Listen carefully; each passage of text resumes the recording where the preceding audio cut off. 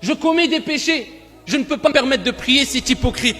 Je fais telle ou telle chose, je ne peux pas me permettre de prier, c'est hypocrite. La première des actions sur laquelle le serviteur rendra au jour de la résurrection des comptes, ce n'est autre que as-salah. Poursuis avec moi. Dans le même hadith, le prophète alayhi salatu wassalam nous rappelle que salah c'est la clé al-miftah. Et il dit, si elle est complète, si elle a été accomplie complètement, c'est-à-dire à son temps, avec un minimum de concentration, d'humilité, comme il se doit, en respectant bien sûr, comme il se doit, les piliers et les obligations de la prière, celui qui l'aura accompli, la prière, eh bien le reste de ses actions seront acceptées. Allah. Donc les actions dépendent de quoi? As-salah. Et il dit, quant à celui qui ne l'aura pas accompli complètement, eh bien le reste de ses actions, eh bien seront rejetées. L'importance de quoi? As-salah, la prière. Et cela nous rappelle que tes actions, eh bien, dépendent quelque part de quoi? As-salah. Donc te dis pas, je fais ce... Commence par ta prière, c'est la base, c'est le début. C'est la première des choses sur laquelle tu rendras des comptes au jour de la résurrection. Fais-la au mieux. Si tu ne peux pas parce que tu es malade, tu peux toujours prier. Mais il y a des permissions qui ont été explicites dans les textes prophétiques et coraniques. Si tu ne peux pas prier debout, prie assis. Si tu ne peux pas prier assis, prie allongé. Si vraiment tu ne peux pas prier dans son premier temps, eh bien il y a un temps assez large pour les prières. Tu peux retarder la prière tant qu'elle ne sort pas de son temps. Ala kulli hal. Efforce-toi, ya Abdallah, c'est pour ton bien, c'est pour emporter avec toi un gros bagage. Efforce-toi d'accomplir as-salah. Le prophète alayhi afdalus salati wa askat taslim nous a rappelé, ahibbati fillah, que la prière est tellement importante que la personne doit vivre avec la prière et mourir aussi avec la prière. Lui-même alayhi salatu wa salam wa huwa man huwa alladhi ghufira lahu ma taqaddama min dhanbihi wa ma ta'akhkhar. Ses péchés passés, présents et futurs ont été pardonnés. Il était dans les derniers instants de sa vie, dans le moment de l'agonie où il allait quitter la vie d'ici-bas. Kullu nafsin dha'iqatul maut, tout âme goûtera la mort. Le prophète lui-même alayhi salatu wa salam est mort. Dans ces derniers instants, Salama radiyallahu anha wa ardaha nous rapporte que le prophète alayhi salatu wa salam, dans les derniers instants de sa vie, jusqu'à ce qu'Allah Jalla wa ala ait ordonné à son âme de quitter son corps, il ne cessait de répéter as-salah, as-salah, wa ma malakat aymanukum. La prière, la prière. Le prophète demandait à sa communauté de s'accrocher à la prière. Il pensait à l'ensemble de sa communauté alors que l'âme allait quitter son corps. Imagine ta situation au moment de l'agonie. Imagine-toi le stress accumulé, la peur accumulée. Imagine ton état. Eh bien, le prophète alayhi salatu wa salam, dans ce moment-là précis de l'agonie de la mort, il pensait à toi, à moi, parce qu'il savait que c'était un bien. Et il ne cessait de dire, comme elle a dit Salama, as-salah, as-salah, la prière, jusqu'à ce que son âme a quitté son corps. Et ses dernières paroles étaient as-salah, as-salah, ou parmi ses dernières paroles, as-salah, as-salah. La prière, c'est ce qui va te permettre de t'améliorer. Ne cherche pas. Allah Jalla wa ala dit Inna as-salata tanha 'anil fahsha'i wal munkar. C'est la prière. Donc comment veux-tu t'améliorer dans ta vie? Comment veux-tu t'améliorer avec tes parents, avec tes enfants, avec ton époux, avec ton épouse, avec les gens de façon générale, avec ton Seigneur, dans ta relation avec le divin? Si toi tu ne préserves pas ta prière, alors que Dieu dit la prière, as-salat tanha 'anil fahsha'i wal munkar, c'est la prière qui va te permettre d'aider à t'éloigner de tout ce qui concerne les turpitudes et le blâmable, les choses mauvaises, nuisibles. Mais si tu as abandonné la prière, ya Abdallah, comment veux-tu te réformer sans avoir mis en application ce qui va te permettre de te réformer facilement? Et tu as coupé quelque part une certaine relation avec ton Seigneur, le divin, tabaraka wa ta'ala. Sache que si tu t'accroches à ta prière de façon générale, et particulièrement à Salatul Fajr, comme on va le voir incha'Allah ta'ala, eh bien sache, abshir, réjouis-toi. Je t'annonce la bonne nouvelle, tu as emprunté le chemin vers le paradis, incha'Allah ta'ala. Ayyuha al-ikhwatu wal-akhawat. La prière et particulièrement Salatul Fajr. Pourquoi Salatul Fajr? Parce que c'est une des prières, parce qu'on a 5 prières, on n'en a pas 2. On a 5 prières, on n'en a pas 4. On a 5 prières, on n'en a pas 7 qui sont obligatoires. On a 5 prières.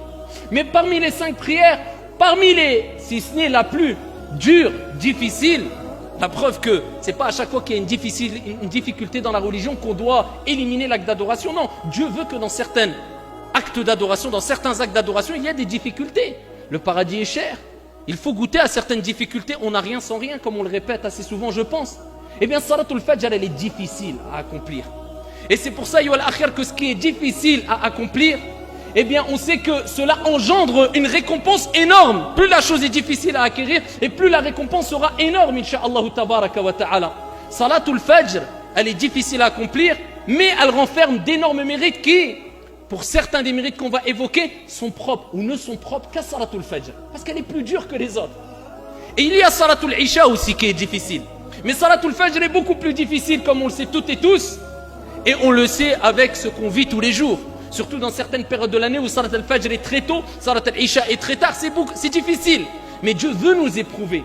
Et veut prouver, et veut que tu prouves ton amour que tu portes par rapport à ton Seigneur Tabaraka wa Ta'ala qui t'a créé pour l'adorer. Et as-salat, c'est une ibada. Faire du bien autour de toi, c'est une ibada aussi. Aider ton prochain, c'est une ibada. Te comporter de la meilleure manière, c'est une ibada. Mais l'acte d'adoration pratique, le plus important, c'est as-salat. Et parmi les prières les plus importantes, c'est Salatul Fajr. Et c'est pour ça que le prophète alayhi afdalus salatu wa askat taslim ayyuhal akhyar nous a rappelé l'importance dans beaucoup de textes de Salatul Fajr ainsi qu'Allah Jalla wa Ala. Et il suffit de dire qu'Allah Jalla wa Ala ne jure que par ce qui est d'important et de grand. Et Allah Tabaraka wa Ta'ala a juré par Al-Fajr wal Fajr wa layalin ashr. Il a juré par Al-Fajr, l'aube. Et le prophète alayhi afdalus salatu wa askat taslim nous a rapporté des textes, ayyuhal akhyar, qui nous rappellent qu'il est important de se lever pour Salat al-Fajr et de courir vers la récompense et le mérite de Salat al-Fajr pendant que la majorité des gens dorment. Ah, ça, c'est pas pour tout le monde cette récompense. C'est pas pour Dieu a voulu qu'elle soit réservée à une catégorie de personnes, qu'Allah Jalla wa Ala fasse qu'on fasse partie d'eux. Eh bien, il dit alayhi salatu wa salam à titre d'exemple. Dans le hadith rapporté fi Sahihain, rapporté par Al-Bukhari wa Muslim. Les anges se relaient auprès de vous la nuit et le jour. Les anges, al-malaïka, ils se relaient auprès de toi, auprès de moi, auprès de nous, la nuit et le jour. Et ils se rencontrent. As-salat al-asr et as-salat al-fajr. C'est les deux prières dans lesquelles les anges, al-malaïka, se rencontrent.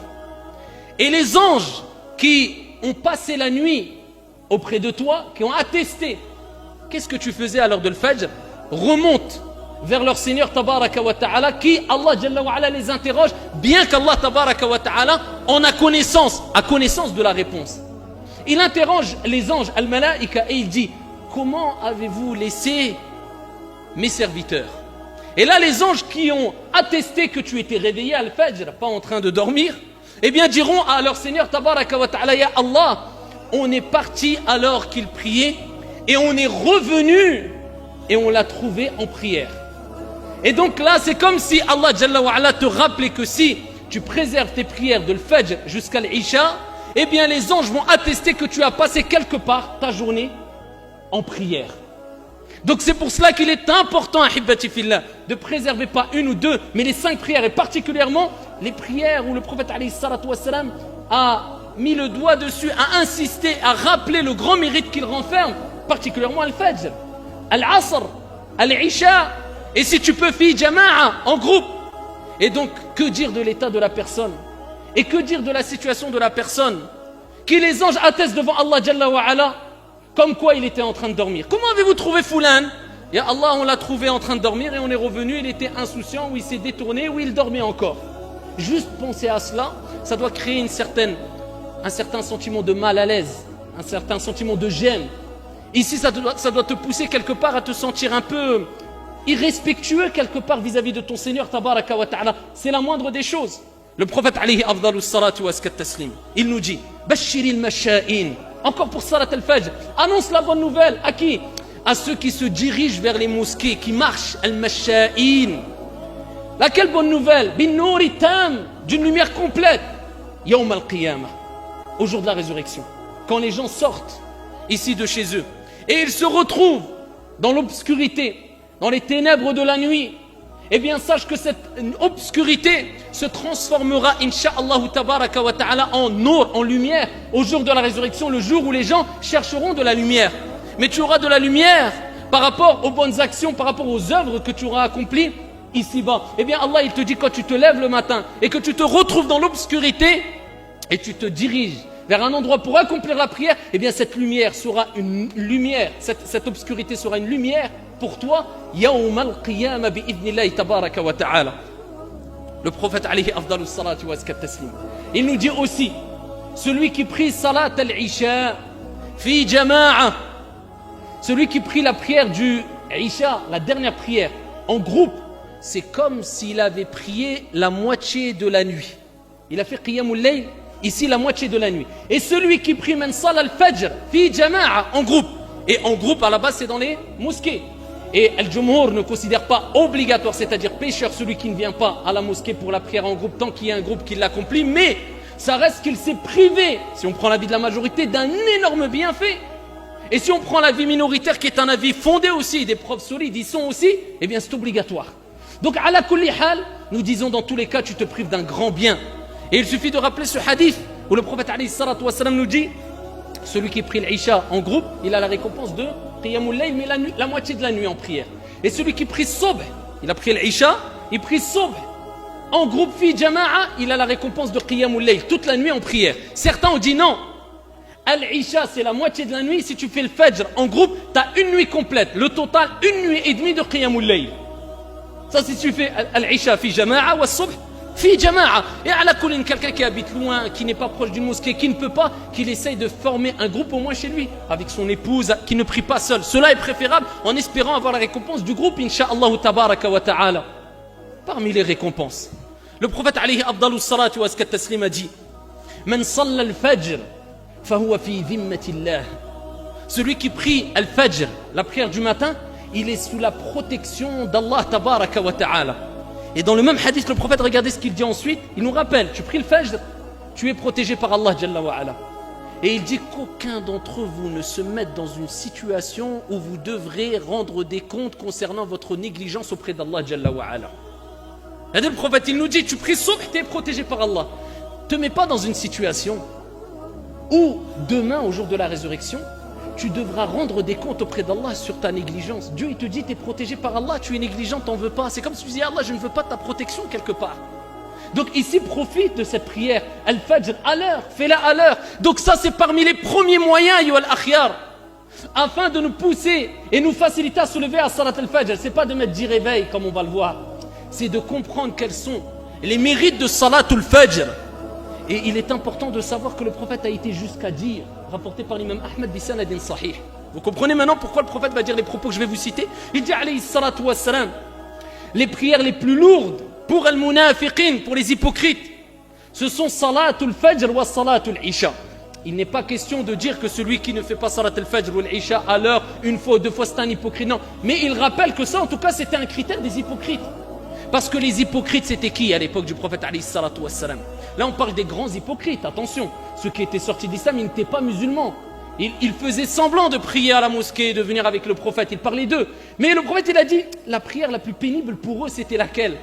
C'était salat al-fajr et salat al-isha. Pourquoi? Parce que lui, il était hypocrite. Il venait, c'était pour faire du mal au prophète ou aux musulmans. Il n'était pas musulman. Et il voulait montrer exprès, voilà, jouer un certain jeu et dire on est musulman, alors que ce n'était pas vrai. Mais le problème c'est que les musulmans tous priaient salat al-fajr et salat al-isha à la mosquée. Donc eux, ils ne pouvaient pas se différencier. Ils ont dit, on est obligé de suivre le mouvement. Mais c'était dur pour eux. S'ils pouvaient dire, ils n'avaient pas une autre prière à une autre heure, ça nous aurait arrangé. Il n'y a pas le choix, viens al-fajr.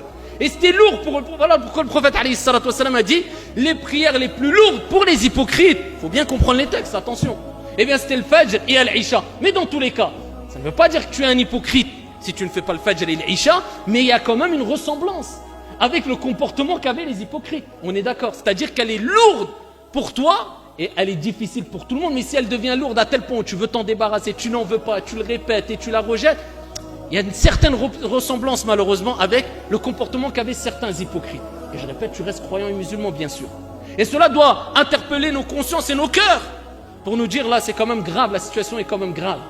Voilà pourquoi je donne quelques conseils rapides ici, Ayyuha al-Akhyar, que tout le monde connaît, mais il est important de mettre en application, afin de se réveiller facilement à Salat al-Fajr. C'est pas de mettre 10 réveils, je répète. Pourquoi je vous dis ça? Il y a quelques jours, un frère est venu me voir et m'a dit, donne-moi des conseils pour me lever à Salat al-Fajr. Bien sûr que moi-même, j'en ai besoin de ces conseils-là, on en a toutes et tous besoin. Je lui dis la première des choses parmi les causes. Tu mets le réveil déjà? Il me dit, mon frère, j'en mets 7 des réveils. Il me dit j'en mets 7, donc j'ai compris qu'en fait il ne faut pas commencer par le réveil. Ça c'est à la fin, tout à la fin. Donc il faut se dormir tôt. Ça tout à la fin. La première des choses c'est de prendre conscience quelle est la récompense de Salat al-Fajr, wallahu a'lam. Et de prendre conscience de la gravité d'être négligent, insouciant, inconscient des mérites de Salatul Fajr. Ça c'est la première des choses. Déjà après, le reste ça va tout seul. Exemple, toi si on te dit, tu as un travail, mais tu dois te lever tous les matins 5 heures du matin. Ah, ne te précipite pas. Tous les mois tu touches 25 000 euros. On n'a pas besoin de te dire mets le réveil, pas mets le réveil. Toi le mérite, la récompense, ça y est, elle a plié toutes les autres causes. Ne lui parle même pas de réveil ou pas. T'inquiète, sans réveil, il va se réveiller à 5 heures du matin. Sans réveil, son corps va se régler en 2 jours. Lakin, pour Salatul Fajr, on a du mal parce qu'on joue que sur les causes matérielles. Mais c'est logique. Regarde les causes spirituelles, ce qui doit te motiver, t'apporter une conviction ferme que tu dois te lever à Salatul Fajr, c'est un bien pour toi. À ce moment-là, c'est facile le reste. Vous avez compris? Donc, le réveil, l'histoire du réveil, c'est à la fin. Donc ici, la première des choses, c'est les mérites. Prendre conscience de la valeur et de ce que tu rates, ya Abdallah. Si tu rates Salatul Fajr, et la honte qui est le fait de te réveiller, peut-être te dire les anges, ils ont dit à Allah, on a trouvé Foulan et Allan en train de dormir. Allah en a connaissance. Et ils ont attesté de cela. Et déjà ça nous permet de voir ici où est notre degré de foi. C'est pour ça Salatul Fajr, c'est quelque part une métaphore, le thermomètre de l'iman, de la foi. C'est pas l'aspect extérieur, comme je dis souvent, l'aspect un beau camis, une belle barbe. Je suis pas en train de critiquer et dénigrer, moi-même j'ai la barbe, moi. Faut arrêter. Le principal, al-qalb et al-a'mal, les actions qui sont obligatoires et qui sont les plus importantes. Ensuite, on sait que tout est important en islam, mais il y a des priorités. Comment ça, tu vas me dire par exemple une personne qui a une apparence d'un pieux, d'un vertueux, d'un compagnon. Il ne se lève pas Salat al-Fajr, je comprends plus rien là. Ce sont les priorités, je comprends plus rien. Donc le thermomètre de ta foi, Salatul Fajr. Ensuite, Salatul Isha. Ensuite, Al-Dhuhr, Wal-Asr, Wal-Maghrib. Ça, c'est un grand thermomètre de ta foi. Tu vas savoir où tu es. Sans compter le fait que ça ne suffit pas de prier. Il faut prier avec concentration, avec dévotion. Et prier comme il faut, en respectant les piliers, les conditions, etc. C'est une prière complète, comme on a dit précédemment. Donc, la première des choses, les mérites. Tu les as compris. Deuxième des choses, avoir la ferme conviction et ici et la ferme résolution de se lever à Salatul Fajr. Tu te dis, je dois me lever et je veux me lever, bi'idhnillah. Troisième des choses, rend faible shaitan, affaiblit le diable. Comment? Fais le wudu. Qabla an-nawm, tawadda ya Abdallah. Protège-toi, c'est une protection. Fais le wudu. Essaye de dormir avec les ablutions, c'est le mieux. Quatrième des choses, si je ne me trompe pas, fais al-dhikr. L'évocation et l'invocation. Shaitan va s'affaiblir encore. Tu es en train de te protéger. Si tu récites Ayat al-Kursi tous les soirs, Allah envoie un ange qui te protège toute la nuit, bi'idhnillahi azza wa jal. Shaitan, il s'éloigne de toi. Parce que la cause principale qui fait qu'on a du mal à se lever à al-Fajr, c'est notre âme qui est influencée souvent par les plaisirs et la paresse et le laisser aller. Et Shaitan aussi. On ne veut pas que la faute sur Shaitan, mais il y a Shaitan aussi. Donc ici, affaiblis Shaitan. Fais le dhikr. Et particulièrement Ayat al-Kursi, Surat al-Ikhlas, al-Falaq, al-Nas 3 fois. Et fais comme le prophète alayhi salatu wassalam faisait. Réunis tes mains et récite al-Falaq, al-Nas, al-Ikhlas 3 fois, souffle dans tes mains et essuie ton corps. Ça c'est parmi les choses recommandées à faire avant de dormir. Déjà là tu t'es prédisposé à te lever à Salat al-Fajr, incha'Allah ta'ala. Quand tu te réveilles, eh bien comment tu dois réagir? Tout de suite. Parce que dès que tu ouvres l'œil, on sait très bien, on les ouvre peut-être 20 fois. Tu as le temps d'avoir éteint 5 réveils, tu ne t'es même pas rendu compte que tu as éteint 5 réveils. Le premier déclic que tu dois avoir, c'est le dhikr. Pourquoi? Le prophète alayhi afdalu salatu wa taslim a dit kama ja'a fi sahih que lorsque l'un d'entre vous dort, Shaitan il vient derrière sa nuque et il lui fait 3 nœuds. Uqad, il lui fait 3 nœuds. Et à chaque nœud, il lui dit, Shaitan il lui dit que ta nuit soit longue. Na'as mzian, dors bien. Et il lui fait le deuxième nœud, la même chose. Troisième nœud, la même chose. Shaitan y part. Ensuite, quand tu te réveilles, le prophète alayhi salatu wa sallam dit, quand tu fais du dhikr, tu évoques Allah, peu importe, Bismillah, ou tu dis Alhamdulillah, ou tu fais l'invocation Alhamdulillahi alladhi ahyana ba'da ma amatana wa ilayhi an-nushur. L'invocation qui est dans la citadelle du musulman, ala kulli hal, qul ghayr la ilaha illallah. Commence par al-dhikr. Il y a le premier nœud qui part. Il dit alayhi salatu wa sallam, le premier nœud part, donc déjà tu commences à être plus ici plus fort pour lutter contre Shaitan et cette pression venant du diable pour te laisser clouer dans le lit. Il dit tu fais le wudu, il y a un deuxième nœud qui part. Et il dit tu te lèves et tu fais salat, il y a un troisième nœud qui part. c'est pas fini. Combien de nœuds on doit avoir dans la nuque ou derrière la nuque pour certains qui n'ont pas encore dénoué peut-être une fois un nœud? Eh bien ici, le prophète il dit quoi? Ensuite, quand les 3 nœuds, peut-être certains ils ont 500 nœuds, quand les 3 nœuds se sont tirés, eh bien la personne se sent comment? De bonne humeur et se sent ici motivée, traduction du sens, c'est-à-dire loin de la paresse. Il dit sinon, la personne se lève, certains disent du mauvais pied, on balaye ça, de mauvaise humeur, et en plus de cela, il est paresseux toute la journée. Ça c'est la réponse à ceux qui disent, je ne sais pas ce que j'ai là, toute la journée, rien. Dès qu'il parle, je suis KO mon frère, je suis fatigué, j'ai mal, j'ai toute la journée. Alhamdulillah, il est wallahu a'lam. Toute la journée, il se plaint, il se sent faible, lourd. Tu lui dis Salatul Fajr, ya akhi. T'as fait Salat. Ah non, la ghalib. Eh ben, il est là. Va tirer les nœuds. Donc ici, ça c'est une réponse à ceux qui n'ont pas compris que si tu veux être ici efficace tout au long de ta journée, loin de la paresse et de bonne humeur, fais Salatul Fajr, ya Abdallah. Et ça sera bénéfique pour toi, pour ton entourage, pour ta famille, pour la bonne ambiance. Fais Salatul Fajr. Wa ta'awanu 'ala al-birri wat taqwa. Que l'épouse essaye d'aider son mari à se lever. Si le mari a plus de facilité à se lever, eh bien qu'il essaye d'aider son épouse à se lever, et on s'entraîne, et jusqu'à ce que Allah Jalla wa Ala a dit wa'mur ahlaka bis-salah wastabir 'alayha. Ne désespère pas, recommande à ta famille de faire la prière, et sois plus wastabir al-istibar, c'est plus que la patience et la régularité. Tu dois continuer tout le temps à les exhorter. De quelle manière? Comme Allah Jalla wa Ala nous a dit dans un autre verset coranique, ud'u ila sabili rabbika bil hikmati Ici, et exhorte, appelle au sentier de ton Seigneur. Comment? Avec sagesse et avec une bonne exhortation. Et parle avec eux de la meilleure des manières. Toi, il ne t'est pas demandé d'imposer, mais ici de proposer avec douceur et bonne exhortation. Ici de convaincre avec douceur et bonne exhortation sans imposer les choses. Et à ce moment-là, Inch'Allah, tu as tiré ta responsabilité. Qu'Allah tabaraka wa ta'ala fasse que ça soit une grande facilité pour nous d'accomplir Salatul Fajr et le reste des prières à l'heure, et que ça soit une cause de notre entrée à toutes et tous au paradis. Amin ya Rabbal Alamin.